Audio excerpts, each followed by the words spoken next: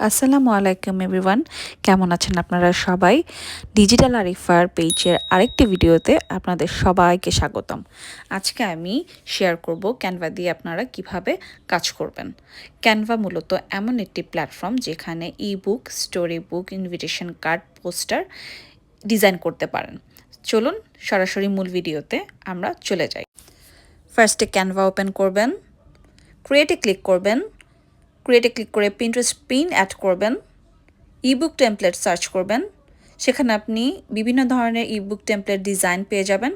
আপনার মন মতো একটি ইবুক টেমপ্লেটের ডিজাইন আপনি চুজ করবেন।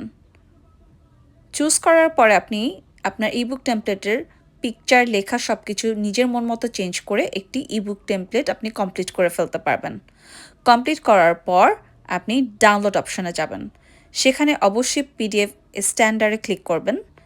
দেন ডাউনলোড কমপ্লিট হয়ে গেলে আপনার ইবুক টেমপ্লেটটি আপনি যে কোনো একটি ওয়েবসাইটে সেল করতে পারবেন।